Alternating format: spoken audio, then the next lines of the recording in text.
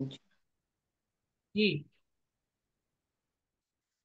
बोलो श्री प्राणनाथ प्यारी की जय। श्री बाईजुराज महारानी की जय। प्रणाम जी।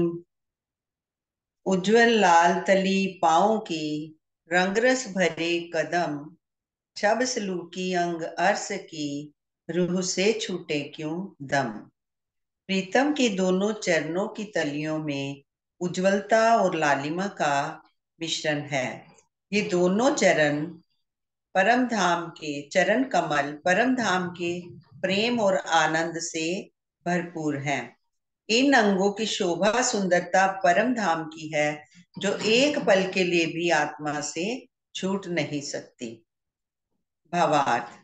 इस चौपाई के चौथे चरण में कहा गया है कि धाम धनी के चरणों से एक पल के लिए भी आत्मा की दृष्टि अलग नहीं हो सकती, किंतु ये प्रश्न होता है कि निद्रा, भोजन, वार्तालाप एवं अन्य लौकिक कार्यों में निश्चित ही हमारा ध्यान धामधनी से हट जाता है।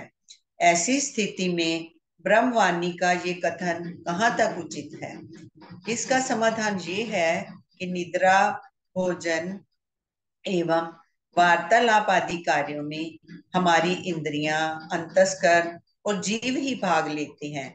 आत्मा तो मात्र एक दृष्टा है। उसकी दृष्टि भले ही मायावी खेल को देख रही होती है, किंतु जब उसके धाम हृदय में एक बार भी युगल स्वरूप की छवि बस जाती है, तो वे हमेशा के लिए अखंड हो जाती है और एक पल के लिए भी आत्मा से अलग नहीं हो पाती। संसारिक क्रियाकलापों में आत्मा से युगल स्वरूप की छवि अलग नहीं होती, जबकि जीव के अंतस्करण को उसकी विस्मृति अर्थात भूल जा हो जाती है। यहाँ ये ध्यान रखने योग्य तथ्य है कि जीव के अंतस्करण और आत्मा के अंतस्करण दोनों ही अलग अलग हैं। चितुनी की अवस्था में आत्मा के संबंध से जीव को भी धाम धनी की शोभा का आनंद प्राप्त होता है, जिसके कुछ अंश का भास अंतस्करण को होता है, जो लौकिक क्रियाओं में भुला देता है। इसके विपरीत आत्मा के अंतस्करण में वह शोभा अखंड रूप से विद्यमान रहती है और निद्रा आदि क्रियाओं में भी उनसे अलग नहीं हो पाती। जब आत्मा पर आत्म का प्रतिबिंब है, तो तारतम ज्ञान के प्रकाश से एवं चितवनी से अर्श दिल की शोभा को धारण करने वाली आत्मा भला अपने प्रीतम की शोभा को कैसे भुला सकती है। अभी हम कल भी यही बात कर रहे थे कि जैसे माया के कार्यों में लग जाते हैं, तो कई बार ध्यान हट जाता है आत्मा का अंतस्करण। और यही आज धनराज जी महाराज ने बताया कि आत्म का अंतस्करण और जीव का अंतस्करण अलग अलग है। जब कार्य करते करते फिर बीच में ध्यान कौन दिलाता है? वो आत्मा में बैठे, हमारे दिल में बैठे राजी महाराज ही वो ध्यान दिलाती हैं, याद करवाती हैं कि क्योंकि वो अखंड रूप से विद्यमान है, तभी हमारा ध्यान उधर लगता है। मिही लीके चरणों तली, रू के हृदय से छूटत नाहे, ए निस्बत भई अर्श की, लिखी रू के ताले माहे।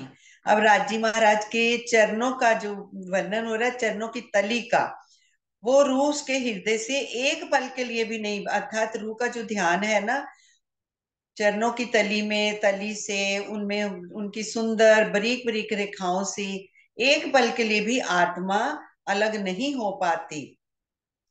ए निस्बत भई अर्श की, लिखी रूह के ताले माहे। इस प्रकार का जो सौभाग्य है, अलौकिक सौभाग्य ब्रह्म सृष्टियों को ही प्राप्त है। अर्थात ये हमारी ही किस्मत में है, रूहों की किस्मत में ही है। तभी तो वो धामधनी हमें लेकर बिठा रहे हैं और ये ज्ञान अपना, ये इश्क की सुराही से हमें भी इश्क के प्याले जो इश्क पिला रहे हैं, परम धाम से उनकी आत्मा का राज्य के साथ अखंड संबंध है। और धनी तो एक पल के लिए भी नहीं छोड़ते। और तभी तो बार बार वो कहते हैं कि आप एक कदम बढ़ाओ, अगर बैठे हो तो उठ जाओ, उठकर खड़े हो जाओगे ना, तो धनी तब से खींचना शुरू कर देते हैं आपके। हम एक कदम बढ़ाएंगे तो वो 10 कदम हमारी तरफ बढ़ाते हैं, क्योंकि रूहों के ताले में ही, रूहों के लिए ही तो ये सारी गवाहियां दी गई, और ये सारा कुछ रूहों के लिए ही आया है। प्रणाम जी। जी। नख अंगूठे अंगुरियां, सिफत न पहुंचे सुकन, आसमान जिमी के बीच में, रूह याही में देखे रोशन।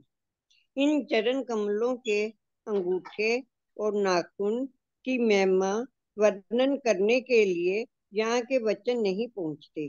आसमान और जमीन के बीच रूहें इन्हीं चरण कमलों में मगन रहती हैं। एक छोटे नख की रोशनी, ऐसा तिनका नूर, आसमान जिमी के बीच में, जिमी जरे जरा भई सब सूर। परम धाम के एक छोटे से नख की रोशनी आसमान और जमीन के बीच समाती नहीं है। उसके तेज से परम धाम के कण कण सूर्य के समान चमकते हैं। प्रणाम। जी के चरण कमलों का वर्णन तो देखिए पहले वाले श्रृंगार में भी हुआ है, लेकिन राजी के, इंद्रावती जी ने राजी के तीन तीन श्रृंगारों का वर्णन क्यों किया है सागर में? और सुंदर साजी फिर श्रृंगार ग्रंथ में भी राजी के नख से शिक तक का बार बार वर्णन किया गया है। इतनी बार वर्णन करने का क्या कारण है, कोई सुंदर साजी बताएंगे? राजी ने इतनी बार वर्णन क्यों किया है?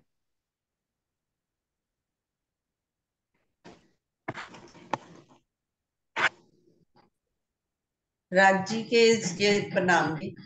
श्रृंगार का इसलिए वर्णन किया है कि रूहें अब जो जिनको इतनी प्यास लगी है हमें धनी के चरणों से देखें, चरणों में ही तो सब कुछ है, क्योंकि हर एक अंग में दूसरे अंगों की भी खूबी समाई हुई है। अब राजी महाराज की जैसे बताया धामधनी ने, उधर भी बताया, उस पीछे पहले श्रृंगार में भी था कि एक नख की रोशनी भराए रही आसमान, क्यों कहूं जोत तक। तो मतलब उनके जहाँ चाहे सिंहासन है, चाहे अंग के अंगों का वर्णन आया, चाहे नख का नूर भी जो है, यहाँ से आसमान, मतलब आसमान तक दिखाई देता है, हर तरफ नूर ही नूर है। और रूहे तुम भी मेरा नूर ही हो, तुम भी मेरा दिल हो। क्योंकि जो राजी महाराज के अंग हैं, अंग का मेन तो होता है, हम भी कहते हैं जैसे किसी बच्चे को प्यार करते हैं, ये मेरा अंग है, वो दिल से बात कही जाती है ना। तो राजी महाराज के एक एक अंग में खूबना भी राजी महाराज की नेत्रों को देखना, राजी महाराज के वस्त्रों आभूषणों को का चिंतन करना, वो उनके लाड में, उनके प्यार में ही रूहें खूबी रहती हैं। कि यहाँ पर संसार की तरफ से जब ध्यान हटे और हम राजी महाराज को याद करते रहें।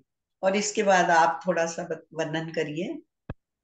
कोई और सुंदर साथ कोई और भाव बताना चाहते हैं कि राजी ने, इंद्रावती ने इतनी बार राजी का वर्णन क्यों किया? श्यामा जी का भी किया इतनी बार, नक्शे शिकतक सागर में किया, फिर श्रृंगार में किया, तो इतनी बार वर्णन क्यों आया है? कोई और बताना चाहेगा?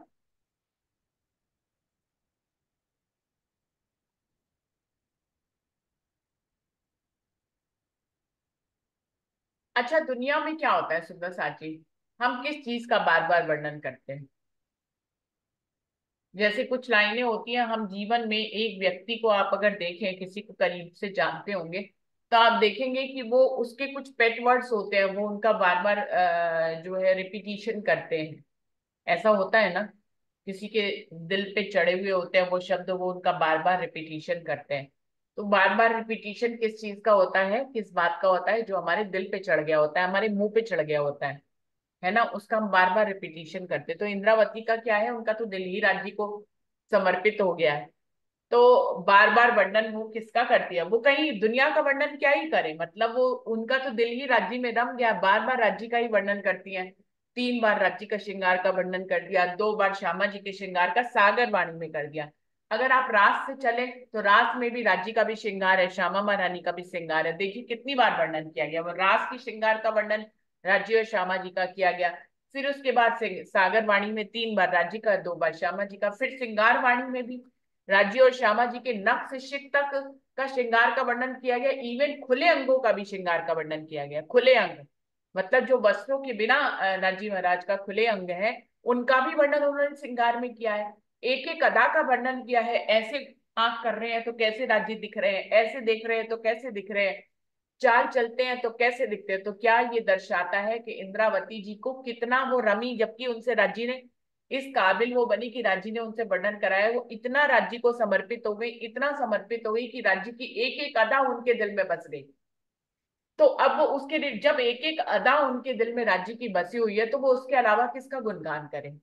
फिर उनको जितना भी कहा जा रहा है वो कहती ही जा रही है, कहती ही जा रही है, इसलिए इतनी बार वर्णन किया गया। एक कारण तो ये कि ये तो इंद्रावती जी का कारण हो गया कि उनके दिल में राज्य इतना बसे हैं कि वो उनके वर्णन के अलावा कुछ कहती ही नहीं है। फिर उनसे जितना मर्जी वर्णन करा लो, 3 बार 5 बार 10 बार वो वर्णन करती चली जाती है। लेकिन हमारे लिए क्या, ये तो इंद्रावती जी की बात हो गई, हमारे लिए इतना वर्णन क्यों आया, हमारे लिए इतना वर्णन इसलिए आया कि हर रूह का दिल अलग अलग है। कभी राज्य की कोई रूह नीले रंग में देखती है, तो कोई लाल रंग में देखती है, कोई पीले रंग में देखती है। तो राज्य ने हर रूह के दिल का वर्णन करा दिया। उन्होंने कहा रूहें हर दिल से हर रंग से देखें, क्योंकि काल माया में भी विविधता है। अब उतनी विविधता से राज्य के श्रृंगार को वो देखेंगी रूहें। तो उन्होंने कहा मैं एक ही ढंग से खाली वर्णन करूंगा तो विविधता नहीं आएगी, विविधता के बिना सुंदरता भी नहीं आती है ना। और पूरी दुनिया इतनी रंगमयी है और अक्षरा थी तो पूरे ही रंगमयी है। तो उन्होंने पूरी विविधता से अपने श्रृंगार को कई बार वर्णन किया। रास में अलग श्रृंगार वर्णन कर दिया, है ना। है तो वही पैर, है तो वही चरण कमल, है तो वही लालिमा लिए हुए, है तो वही लकीरें, है तो वही लाख, है ना। आपकी जो है पंजे और हील के बीच में जो है वही गहराई है, उसी को ही लकीरें कहा गया है। तो वही वही तो वर्णन है, कहने को तो देखा जाए तो वही वही वर्णन है, लेकिन कहने के लिए शब्द अलग अलग है ना। अभी इंद्रावती उसी बात को किसी और ढंग से कहती है, कभी वही चरण कमलों को किसी और ढंग से कह देती है। तो ये किस लिए इतनी विविधता, किस लिए, किस लिए कि रूहें भी विविध है। यहाँ पर राजी ने 12,000 रूहों को भेजा है, तो 12,000 रंग भी तो है रूहों के। अब 12,000 ढंग से वर्णन करना चाहिए था वैसे तो राज्य को, हर रूह के ढंग से एक नया वर्णन। फिर भी उन्होंने, क्योंकि काल माया के ब्रह्मांड की एक लिमिटेशंस है, यहाँ लिमिट से ज्यादा कुछ नहीं कर सकते, तो उस लिमिटेशन से उन्होंने इतनी बार वर्णन किया है। मुझे तो यही लगता है, वैसे किसी और सुंदर साथ के दिल में कोई भी और भाव आए तो जरूर भी, ये भी देखिए मैं अपने ढंग से कह रही हूँ, जरूरी नहीं है यही बात सत्य हो, लेकिन मुझे ऐसा लगता है कि 12,000 रूहों के रंग भी 12,000 हैं, और हर रूह एक अलग ढंग से देखती है राज्य को। तो उन्होंने भी उतने ही ढंगों से, कि राज्य को अलग अलग ढंगों से रूहें देख सके, इसलिए इतनी बार श्रृंगार का वर्णन किया गया है। किसी में हर जगह बागा तो देखिए सफेद ही है, बागा बदला नहीं है, बागे का रंग नहीं बदला, आप किसी भी श्रृंगार में देख लीजिए। लेकिन इजार का रंग बदला हुआ है, हर श्रृंगार में इजार का रंग बदला हुआ है। अब झांझरी घुंघरी काभी कल्लड़ा तो वही के वही चार ही है आभूषण, कोई भी श्रृंगार उठा लीजिए, झांझरी घुंघरी काभी कल्लड़ा आएगा। लेकिन हर किसी में उसके अंदर की जो नक्शकारी है वो विभिन्न भिन्न है ना। और हर किसी में इजार का रंग अलग अलग है, पटके का रंग लगभग सेम है ना। तो पाक का रंग अलग अलग है, पिछोरी का रंग आसमानी ही है, लेकिन उसकी नक्शकारी अलग अलग है।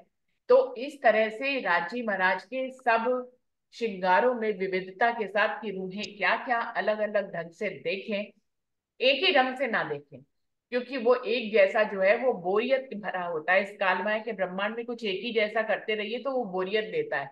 तो राजी महाराज विविध रंगों में विविध ढंगों में अपने श्रृंगार को वर्णन कर रहे हैं कि रूहें देखे तो उतनी ही आनंदमयी हो, है ना। जितनी बार देखेंगी उतनी बार आनंद होंगे। दूसरी बात, एक और तीसरी भी इसमें रीजन है, हमारे मन की उड़ान को बहुत बहुत विविधता चाहिए होती है, वो एक ही ढंग से उड़ान नहीं भर सकता है। तो हमारे मन के विचारों को विस्तार देने के लिए, है ना, हमारा मन जो है, जो राज्य की तरफ लगता है, हमारा हृदय जो राज्य की तरफ लगता है, वो सिर्फ उसके पास पता लगे उड़ने के लिए पंख ही ना हो, विविधता ही ना हो, वो एक ही तरह के विचारों में ना समा जाए। इसलिए राजी महाराज ने विविधता दी हमें, कि हमारे विचारों को भी पंख मिले। जितने श्रृंगार वर्णन किए हैं, रूहें इससे भी आगे श्रृंगार में जाएं। अभी लाल नीली पीली पाक का वर्णन किया है, वो एक अलग पाक का रंग देखें, जिससे कि उनके विचारों को भी पंख मिले और विविधता मिले। तो इस प्रकार से राज्य महाराज ने हमारे विचारों को विविधता देने के लिए, विस्तार देने के लिए भी इतनी बार वर्णन किया है कि हम रुक न जाए, कि राज्य का एक तरह का श्रृंगार पढ़ लिया, अब उसी को ही देख रहे हैं, तो हम जो है विविधता हमारी सोच में ही ना आए, हम राज्य को इतने प्रेममय ढंग से देखें कि उसमें विविधता ही ना हो। तो प्रेम जो है हर बार नए ढंग का होता है। ऐसे ही श्रृंगार भी रूह के दिल में, राज्य का श्रृंगार भी हर बार नए ढंग का हो। वो कुछ विविधता से सोचे, विविधता से आत्मसात करे, और राज्य के पास वो विविधतापूर्ण प्रेम के रसों को लेकर जाए, और राजी महाराज उसके प्रेम के रसों को स्वीकार करें या उतनी ही विविधता से उसका उत्तर दें प्रेम के रसों का। तो इसलिए राजी हम्म। महाराज ने इतनी बार वर्णन किया है। कोई और यहाँ भाव? पे ना इंद्रावती जी ये हमारे लिए शिक्षण हो गया कि हम काल माया के ब्रह्मांड में बैठे हैं। जैसे इंद्रावती जी भी बार बार कहती हैं कि शब्द नहीं है, और ये मन इतना चंचल है, इधर भागता है उधर भागता है। तो हमें भी यहाँ पर यहाँ के शब्द लेकर वही नवीनता लानी है। जैसे एक नीले में कई रंग है, तो कभी उसको लाइट आसमानी बना दो, कभी उसको दूसरा नीला बना दो। जैसे ग्रीन को और ब्लैक को मिक्स करते हैं, मतलब अलग अलग हर डेली। और जो श्रृंगार है तो नूर ही नूर ने वही रूप धारण कर लेना है। या हमें इंद्रावती जी यही शिक्षा दे रही हैं कि आपका मन भागता है ना, तो आप नए नए रंग बनाओ। उनको लेके मेरे जो आभूषण, राजी महाराज श्यामा जी के जो आभूषण है ना, आप चेंज करते रहो, इस मन को उधर लगाओ। तो कहाँ ये गुण अंग इंद्रियां अपने आप ही बैठी रहेंगी, चितवनी कैसे नहीं लगेगी? वो हमारे मन को लगा रहे हैं उधर, ये इतने बार कह कह के, है ना। यही संसार में देखते हैं। जब हम कोई मूवी भी, अभी उस दिन ना कोई लगाया हुआ था टीवी पे राधा कृष्ण का, उसमें राधा जी मतलब संसार के रूप में इतनी सुंदर, मैं कह रही हूँ भाई देखो ना इसके लिप्स, मुंह बात करते हैं तो ऐसे लगता है कि जैसे मिश्री गिर रही है। तो उसके मतलब यहाँ के स्वरूप नूर को लेकर, और लग भी रहा था आजकल वैसे भी इतने सुंदर सीरियल बना देते हैं ना, तो लगता है। तो अब राजी महाराज ये तो उसके उनके सामने कुछ भी नहीं है। जैसे परम धाम के सामने वो कम नूर होता जाता है, इधर आते आते जो अपना यहाँ लिख में अव्याकृत में आते आते, तो यहाँ पर तो उसका एक कण भी नहीं रह जाता, क्योंकि हमारे परम धाम का एक कण भी जो रेती का है, यहाँ के कहते करोड़ों ब्रह्मांड का सूर्य भी आ जाए ना, तो उनके सामने वो फीके पड़ जाते हैं। तो इसीलिए इंद्रावती जी ने बार बार हमें ये शिक्षण दिया है कि आप भी अपने मन को अलग अलग श्रृंगार से सजाओ। राज्य को सजाना तो नूर नहीं है, और राज्य खुद महाराज आपके सामने वो नया श्रृंगार बना देंगे, है ना। जैसे चूड़ियां पहनी है, नव चूड़ियां पहनी है, तो उनके रंगों को अलग अलग तरह देते रहो, है। और जो साड़ी है, साड़ी के रंगों को में भी ऐसे ही नवीनता लाते रहो। है तो बेस तो बेशक लाल लाल रंग है, तो उसमें हीरे जवाहरात अलग अलग तरह से सोचते सोचते विविधता लाओ, नवीनता लाओ। तो धनी तो बैठे ही हैं वो नवीनता दिखाने के लिए। प्रणाम जी। प्रणाम जी, बिल्कुल सही। देख जी। देख सलो की अंगूठों और उंगलियों सलू की उतरती छोटी छोट छोटी जो पर्दे में छवि बनी। अंगूठे और उंगलियों की बनावट देख उसकी छोटी से छोटी उतरती प्रभा भी हृदय में अंकित हो जाती है।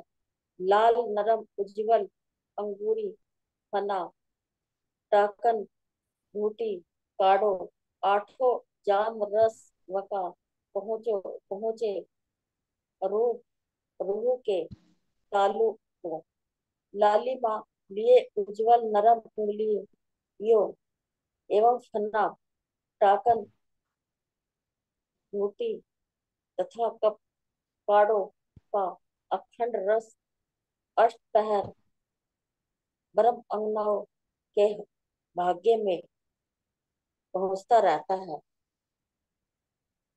प्रणाम जी।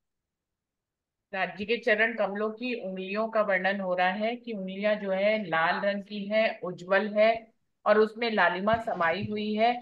और सब पैर की उंगलियां, उनके चरण कमल की उंगलियां बड़े से छोटी होती जा रही हैं, है ना। बिल्कुल सिमेट्री में है। ऐसा नहीं है कि कोई उंगली लंबी हो गई कोई छोटी हो गई, ऐसा नहीं है। जैसे कि अंगूठा बड़ा है, फिर उससे पास वाली उंगली उससे छोटी है, उससे पास वाली उससे छोटी है। तो इस तरह से सिमेट्री में बने हुए राज्य के चरण कमल है। जैसे कालवाय के ब्रह्मांड में कोई उंगली लंबी हो जाती है, कोई छोटी हो जाती है, ऐसा नहीं है। तो पूरे सुंदरता से राज्य के चरण कमल बने हुए हैं, जिनमें उज्ज्वलता में लालिमा समाई हुई है। ऊपर से एक एक नख की रोशनी जो है वो आसमान तक जाती है। इतनी नूरमयी राज्य के चरण कमल है। जो रूह देखती है राज्य के चरण कमलों को बड़े ध्यान से, तो उसका हृदय भी क्या होता है, नूरमयी हो जाता है, प्रेममयी हो जाता है। क्योंकि ये चरण कमल जो है जिसके ऊपर मेहर कर दे, उस रूह का कहना ही क्या है। तो जो भी रूह इन चरण कमलों के साथ राज्य से जुड़ जाती है, वो राज्य की मेहर का पात्र बन जाती है, राज्य के नूर को वो देखने लग जाती है, राज्य के प्रेम को देखने लग जाती है।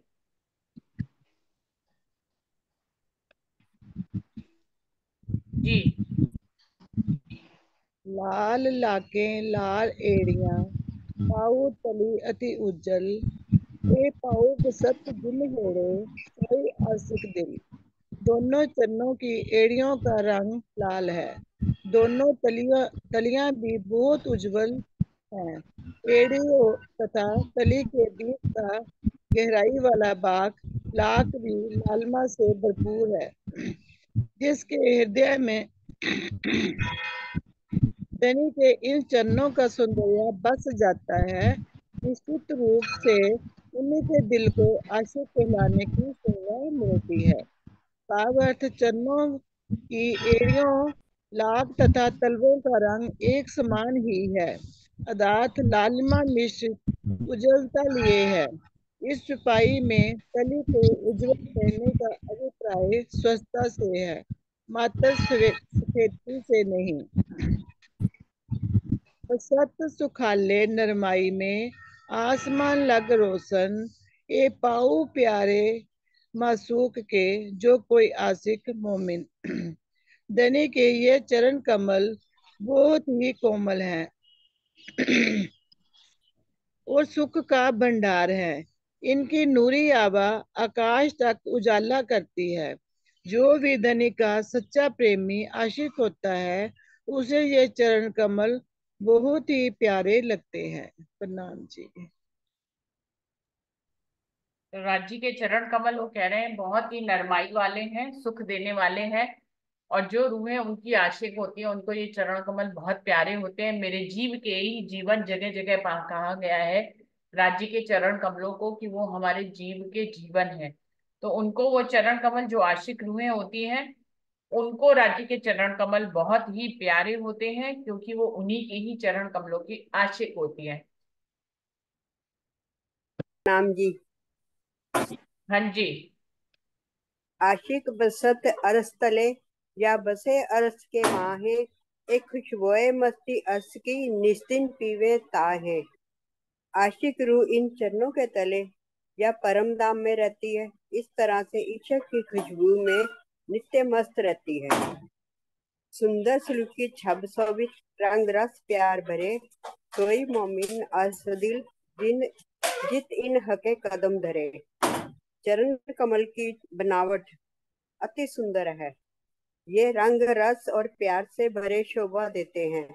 ऐसे चरण कमल जिनके हृदय में आ जाते हैं, उसी का दिल अर्श है और वही मोमिन है। राज्य के चरण तो इतने कोमल हैं कि कुछ कहने की बात ही नहीं है। नूर ही नूर उनके चरणों में है, और नीचे लांक तली लालेड़ियां जो है, उस नीचे से गहराई है, वो भी इतनी सॉफ्ट, इतनी सुंदर कि कुछ कि बहुत मन उसमें ही बस रमा रहे। प्रणाम जी।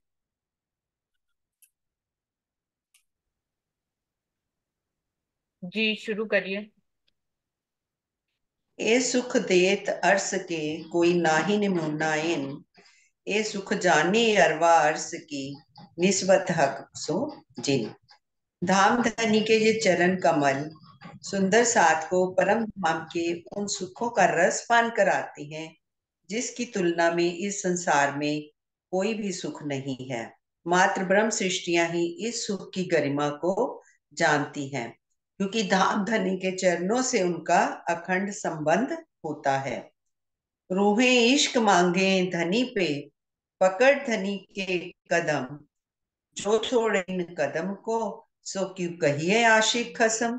ब्रह्म सृष्टियां धाम धनी के चरण कमल पकड़कर अपना इश्क मांगती हैं। जो धाम धनी के चरणों से स्वयं को दूर कर ले, अर्थात अपना ईमान दूर करेगा, उसे प्रीतम की सच्ची चाहत रखने वाली आशिक नहीं कहा जा सकता। इस चुपाई में चरण पकड़ना एक अलंकारिक भाषा है। इसका तात्पर्य है कि प्रियतम अक्षरातीत के प्रति अटूट श्रद्धा व विश्वास रखना। यहाँ लौकिक रीति से चरण पकड़ने का कोई प्रसंग नहीं है। ये रूह इश्क मांगे धनी से। धनी से हमें इश्क क्यों मांगना है? वो तो हमारे प्रीतम है। आज संसार में भी हमें अपने पति से जैसे कोई चीज लेनी है तो हम दावे से कहते हैं, इसलिए धनी पे हमारा दावा है।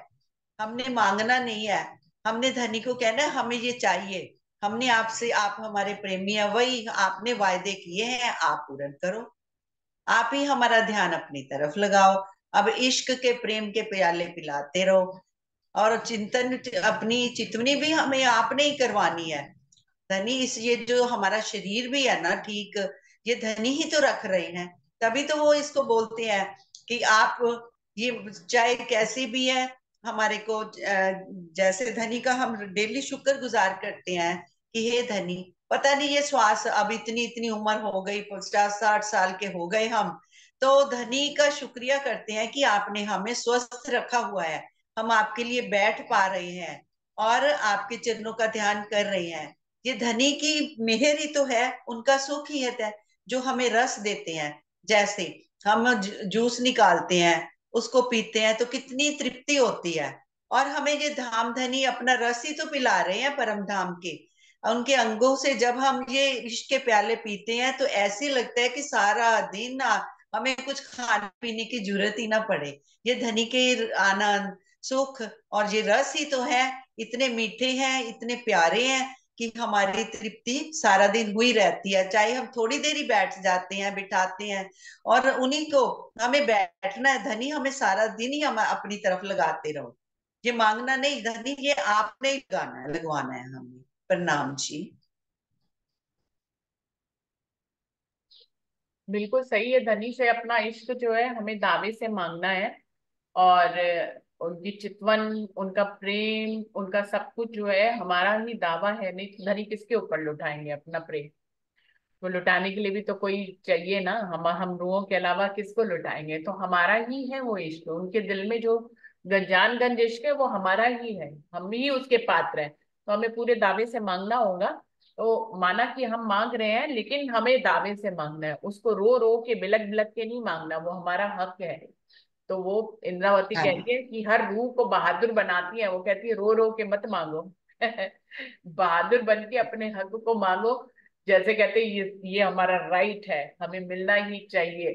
तो कभी नहीं मिल रहा है, आपकी चितवन नहीं लग रही, आप सुबह उठ नहीं पा रहे हो, कुछ हो जाता है, आप धनी से कहो कि ऐसा क्यों कर रहे हो धनी, ये हमारा इश्क है, हम ही कोई आपको ये देवी हमें है। पावर दे दी ना, बानी में सारा कुछ तो लिख दिया है ऐसे अष्टाम बना बना के। और देखो ये हमारे साथ बातें, जब कभी भी आप देखते हैं ना, कोई बात होती है तो सिद्धू राजी खोलते चुपाई वही आती है। हाँ वही हाँ, चुपाई आती वही चौपाई आती है। अब आप देखिए, वाणी कब की उतरी, आज तक हमारे दिलों पे राज्य करती है ना। हम आज भी कहते हैं कि हम वाणी खोले तो हमारे दिल की बात आ जाती है ना।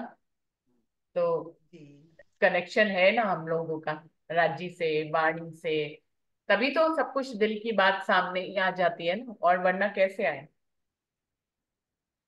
समय हाँ, साथ ही समाप्त। जवाब दे देते हैं। सारे जवाब देती है हम्म। वाणी, सारे जवाब देती है। दो चौपाई मैं पढ़ लेती हूँ सुंदर साजी। नरम तली लाल जी। उज्जवल, आशिक एही जीवन, धनी जिन छोड़ाइयो कदम, जाहिर या बातन। श्री राज जी के दोनों चरण कमलों की तलियां बहुत ही कोमल हैं, उनका रंग लालिमा तथा उज्ज्वलता का मिश्रण लिए हुए है। धनी के ये खूबसूरत चरण कमल ही तो ब्रह्म सृष्टियों के जीवन के आधार है, अर्थात उनके बिना ब्रह्म सृष्टि रह ही नहीं सकती है। श्री महामती जी की आत्मा यह निवेदन करती है कि हे मेरे प्रियतम, आप इन चरणों का को मुझसे बाह्य या आंतरिक रूप किसी भी रूप से अलग मत कीजिएगा। इस चौपाई में जीवन का तात्पर्य सर्वत्र प्राण आधार से है। ब्रह्म शिष्यों के लिए धनी के चरणों से दूर रहना किसी भी स्थिति में संभव नहीं है। जिस प्रकार सागर के बिना लहरें और चंद्रमा के बिना चांदनी का कोई अस्तित्व तो नहीं है, उसी प्रकार धनी के चरण कमल ही ब्रह्म शिष्यों के आधार हैं। यहाँ प्रत्यक्ष या परोक्ष का तात्पर्य इस प्रकार है, मतलब जाहिर या बातूनी का भाव इस प्रकार है कि मूल मिलावे में धनी के सन्मुख होकर बैठना ही प्रत्यक्ष रूप से धनी के चरणों को पकड़े रहना है। इसी प्रकार इस खेल में आत्माओं का हृदय ही धनी का परम धाम है, जिसमें मूल मिलावा भी स्थित है। उसमें ही अपने प्राण बल्लभ को बसा लेना परोक्ष रूप से धनी के चरणों से स्वयं को जोड़े रखना है। दूसरे शब्दों में श्री मुखवाणी के ज्ञान द्वारा धनी पर अटूट श्रद्धा व विश्वास रखना, जाहिरी बाह्य या प्रत्यक्ष रूप से धनी के चरणों को पकड़ना तथा विरह प्रेम में डूबकर दिल में धनी को बसाना बातिनी यानी कि परोक्ष रूप से धनी के चरणों को आत्मसात करना है। तो सुंदर साथ जी उन्होंने सब ढंग से बता दिया कि मूल मिलावे में जब हम अपने आप को बिठाते हैं तो ये भी हमारा प्रेम ही है। इस कालमाया के ब्रह्मांड में हम राज्य के अपने हृदय को परमधाम बनाकर राज्य के चरण कमलों को बसाते हैं, तो ये भी हमारा बातूनी ही भाव है, राज्य के प्रति हमारा समर्पण है। तो हम रूह को करना क्या है यहाँ पर। अब देखिए परम धाम में तो हम राज्य के पास ही हैं, वहां की तो कोई लीला हमें अभी करनी नहीं है, वो जब हम वहां जाएंगे तो ऑटोमेटिक शुरू हो जाएगी। सुंदर साथ जी जो कुछ भी करना है यहाँ हमें अपनी जीव और आत्म के साथ करना है। जो आत्म की नजर इस जीव के ऊपर पड़ी है तो हमारी सारी कसनी किस पे है, यहाँ कालमाया के ब्रह्मांड में ही तो हमारी परीक्षा चल रही है कि यहाँ हम कितना धनी के साथ जुड़े रहते हैं, कैसे संभव कोशिश करते हैं कि हम धनी के साथ जुड़े रहें, उनके चरण कमलों को अपने हृदय में बसाए रखें, उनकी मेहर की छांव के तले रहें। दुनिया की कितने भी काम करें, हम खाना बनाएं, हम ऑफिस का काम करें, हम सो रहे हो, हम जाग रहे हो, हम नहा रहे हो, हम खा रहे हो, हम धनी के ध्यान में बने रहें। वो कह रहे हैं जीव को तो भले चाहे ऐसा कोई भी दुनिया का कार्य करते हुए उसका दिल हट जाता है, लेकिन आत्मा के दिल में तो राज्य सदैव से बसे हुए हैं। तो आत्मा तो जुड़ी ही रहेगी राज्य से, और आत्मा जुड़ी रहेगी तो आत्मा जिस जीव का संग करके बैठी है उस जीव को भी ऑटोमेटिक जुड़ना पड़ेगा। सुंदर साथ जी तो आप अगर थोड़ा सा भी बल करेंगे तो राज्य आपके ऊपर 10 बल करते हुए आपकी तरफ आगे बढ़ेंगे। तो हमें बल क्या करना है कि हम अपने पूरे दिन की दिनचर्या में बार बार धनी का स्मरण करें। कुछ नहीं तो सुंदर साथ जी जिसको जो सरल लगता है, किसी को राज शर्मा जी बोलना सरल लगता है वो वैसे करे, किसी को पल भर में थोड़ी देर के लिए आंख बंद करके राज्य का चितवन करना अच्छा लगता है। देखिए सुबह उठ के जो हम चितवन करते हैं 1 घंटे की करें, 1.25 घंटे की करें, कोई 35 मिनट की करता है, लेकिन पूरे दिन में तो वैसी चितवन नहीं हो सकती, आप समय निकाल के ऐसे नहीं बैठ सकते। तो 5-5 मिनट की भी चितवन होती है कि आपने थोड़ी देर कितने भी काम कर रहे हैं थोड़ी देर के लिए आंख बंद करी, राज्य को याद कर लिया, सदगुरु को याद कर लिया, ऐसा भी कर सकते हैं हम पूरे दिन में। तो हम थोड़ी थोड़ी देर की भी चितवनी कर सकते हैं, कोई जरूरी नहीं है। देखिए सुबह वाली तो करिए ही करिए, लेकिन पूरे दिन की दिनचर्या में भी हमारा कर्तव्य जिसको जो सरल लगता है, जिसको जो विधि सरल लगती है, किसी को जो है दिल में मनन करना अच्छा लगता है और किसी को आंख बंद करके पल भर में सारा नजारा देखना अच्छा लगता है। तो दोनों ही विधियां हैं, जिसको जैसे जिस विधि में जाना है। इसके अलावा भी कई विधियां हैं, कोई सेवा पूजा से पल भर में उनके घर में जो भी बनता है वो हर समय भोग लगाते हैं, घंटी भी बजाते हैं, है ना। राज्य का बागा वस्त्र बदलना, किसी भी माध्यम से आप राज्य से जुड़े रहें। सुबह उठे सबसे पहले राज्य का श्रृंगार कर लें तो हमारे दिन की शुरुआत किससे हो गई, जिससे हो गई। बिस्तर पे ही लेटे लेटे, वो तो उठ के नहाओ धोगे तब बागा पहनाओगे, तो बिस्तर पे लेटे लेटे भी आपने राज्य को उठे, आपने पल भर को आंख बंद करी, राज्य के चरणों का ध्यान कर लिया, सतगुरु का ध्यान कर लिया, तो बिस्तर पे उठने के बाद भी पहला विचार राज्य का हो गया। ऐसे ही बिस्तर पे सोने वाणी का, गायन करते रहो। आप कुछ कह रहे हो दीदी।